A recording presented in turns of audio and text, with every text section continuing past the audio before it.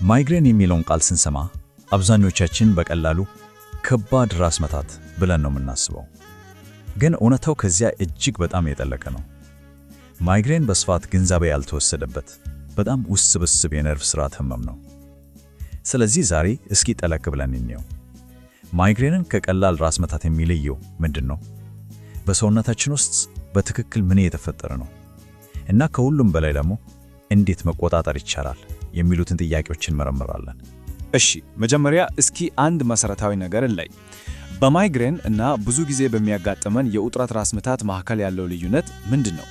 የውጥረት ራስ ምታት ብዙውንም ጊዜ በሁለቱም የጭንቅላት ክፍል ላይ የሆነ ነገር እንደጫነን ወይም እንዳጠበከን አይነት ስሜት ነው። ማይግሬን ግን እሱ ሌላ ነው። በአብዛኛውም በአንድ በኩል ብቻ የሚከሰት በጣም ኃይለኛ እና የሚወጋ አይነት ህመም ነው። ከዛም በላይ ማይግሬን ከማቅለሽለሽ እስከ ለብርሃንና ድምፅ ከፍተኛ መነቃቃት ያሉ ሌሎች ከባድ ምልክቶች ይዞ ነው የሚመጣው። ይህ ችግር ምን ያህል ሰፊ እንደሆነ ለማሳየት ይህንን ቁጥር ብቻ ማየት በቂ ነው። በዓለም አቀፍ ደረጃ ከ7 ሰዎች አንዱ በማይግሬን ይጠቃል። ይሄ ማለት ከ1 ቢሊዮን በላይ ሰው ማለት ነው። ይህ እውነታ ማይግሬንን በዓለም ላይ ለዓመታት በአካል ጉዳተኝነት ለመኖር ሁለተኛው ዋነኛ ምክንያት ያደርገዋል። ስለዚህ የምናወራው ስለ ቀላል ራስ ምታት አይደለም፣ በግልጽ ዓለም አቀፍ የጤና ቀውስ ስለሆነ ችግር ነው።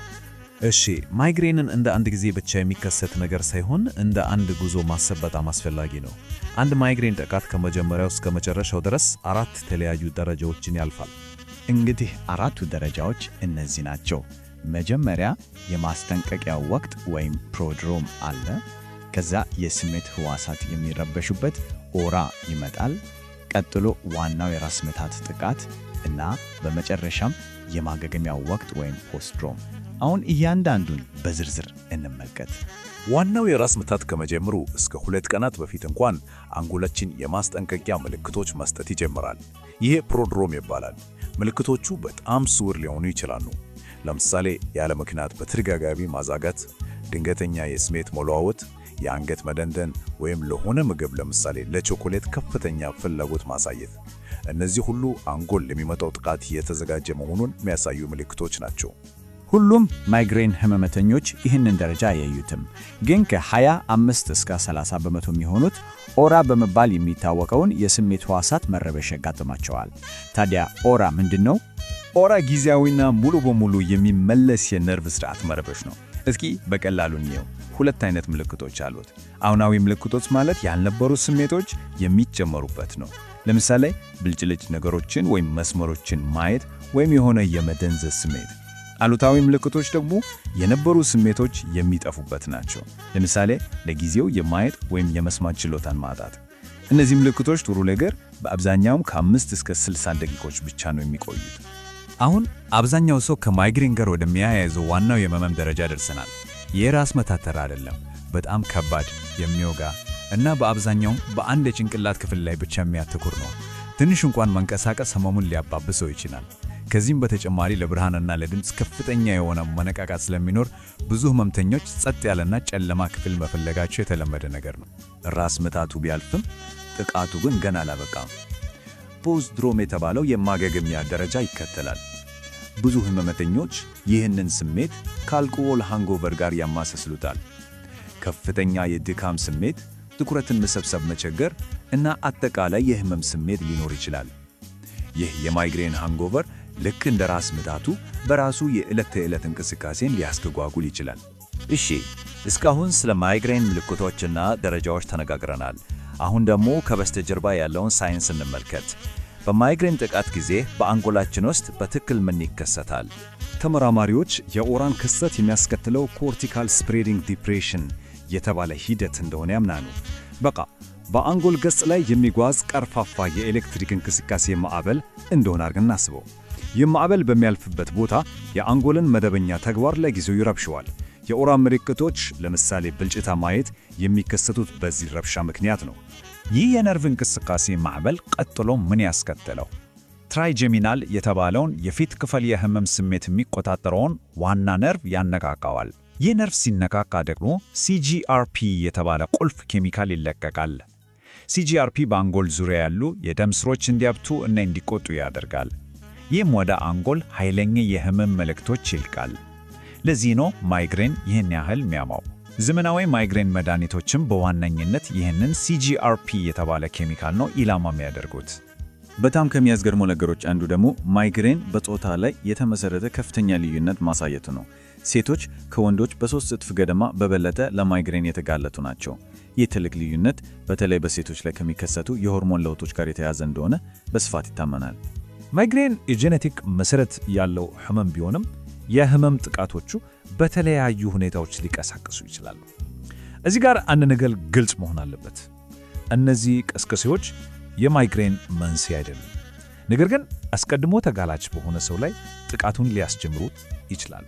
በጣም የተለመዱት ቀስቃሾች ምንድን ናቸው? የሚገርም አባባል አለ። ዘረመል ጠመንጃውን ይደግናል፣ ቀስቃሾች ደግሞ ቃታውን ይስባሉ ይባላል። እነዚህ ቀስቃሾች ህመሙን እንካ ብሎ የሚያስነሱት የዕለት ተዕለት ነገሮች ናቸው እና እንደምታዩት ውጥረት ትልቁን ድርሻ ይወስዳል። ከዛ የሆርሞን ለውጥ፣ ምግብ መዝለል፣ የእንቅልፍ እጦት፣ እነዚህ ሁሉ ትልልቅ ቀስቃሾች ናቸው እና እነዚህን ቀስቃሾች ለይቶ ማወቅ ህመሙን ለመቆጣጠር የመጀመሪያው እና ትልቁ እርምጃ ነው። እሺ፣ ስለ ማይግሬን ምንነት፣ ደረጃዎችና ቀስቃሾች ተመልክተናል። አሁን ደግሞ በጣም ወሳኙ ነገር ላይ ደርሰናል። እንዴት ይመረመራል? እንዴት ይታከማል? ታዲያ አንድ ሰው የሚያመው ማይግሬን መሆኑን እንዴት ማረጋገጥ ይቻላል? የሚገርመው ምርመራውን በዋንነቱ የተመሰረተው በደም ምርመራ ወይም በሲቲ ስካን ላይ ሳይሆን በህመመኛው ታሪክ እና በሚገልጻቸው ምልክቶች ላይ ነው። የህክምና ባለሙያዎች የሚጠቀሙበትን የምርመራ መስፈርት በቀላሉ ለማስታወስ የሚረዳ 5 4 3 2 1 የሚባል ዘዴ አለ። እስኪ እንከፋፍለው። ቢያንስ 5 የህመም ጥቃቶች፣ እያንዳንዱ ከ4 ሰዓት እስከ 3 ቀናት የሚቆይ። ቢያንስ 2 የባህሪ ምልክቶች፣ ለምሳሌ በማንድ በኩል መሆን እና መወጋት፣ እና ቢያንስ 1 ተያያዥ ምልክት እንደ ማቅለሽለሽ ወይም ለብርሃን መነቃቃት መኖር አለበት። የህክምና ዘዴዎች በሁለት ዋና ዋና ክፍሎች ይከፈላሉ። የመጀመሪያው አጣዳፊ ህክምና ነው። ይህ ማለት እሳት ሲነሳ እንደማጥፋት ነው። ዓላማው ጥቃት ሲጀምር ወዲያውኑ ማቆም ነው። ሁለተኛው ደግሞ የመከላከያ ህክምና ሲሆን ይሄ ደግሞ እሳቱ ከነጭራሹ እንዳይነሳ መከላከል ነው። ጥቃቶች እንዳይከሰቱ ወይም እንዲቀንሱ በየጊዜው የሚወሰድ ነው። ስለዚህ ለአጣዳፊ ህክምና ወይም ጥቃቱ ሲጀምር ለሚወሰዱ መድኃኒቶች የተለያዩ አማራጮች አሉ። እንደ አይቡፕሮፌን ያሉ የተለመዱ የህመም ማስታገሻዎች፣ በተለይ ለማይግሬን ብቻ ተብለው የተሰሩት ትሪፕታኖች እና ደግሞ ከቅርብ ጊዜ ወዲህ ቅድመ ያየነውን CGRPን በቀጥታ የሚያጠቁ አዲስ መድኃኒቶች ይገኙበታል። ለመከላከል የሚወሰዱት መድኃኒቶች ደግሞ አካሄዳቸው ለየት ይላል። የሚገርመው ብዙዎቹ መጀመሪያ የተሰሩት ለሌላ በሽታ ነበር። ለምሳሌ ለልብ ህመም የሚሰጡ ቤታ ብሎከሮች፣ አንዳንድ ጸረ ድብረት እና ጸረ የሚጥል መድኃኒቶች የአንጎልን ከመጠን ያለፈ መነቃቃት በማረጋጋት ጥቃቶች እንደሚከላከሉ ታውቋል። ነገር ግን መፍትሄው በሙሉ በክኒን ውስጥ አይደለም። ከመድኃኒት በተጨማሪ የአኗኗር ዘይቤን ማስተካከል ለማይግሬን አስተዳደር በጣም ትልቅ ሚና ይጫወታል። መደበኛ እንቅልፍና የምግብ ሰዓት መከተል፣ በቂ ውሃ መጠጣት፣ ጭንቀትን መቆጣጠር እና የራስ ምታት ማስታወሻ ደብተር በመያዝ የግል ቀስቃሳ ሁኔታዎችን መለየት ወሳኝ ነጥቦች ናቸው። እነዚህ እርምጃዎች ጥቃቶችን ለመቀነስ ከፍተኛ እገዛ ያደርጋሉ። ስለዚህ ወሳኙ ነጥብ ይሄ ነው።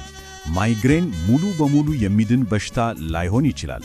ነገር ግን ስር የሰደደ ቢሆንም ሊቆጣጠሩት የሚቻል ህመም ነው።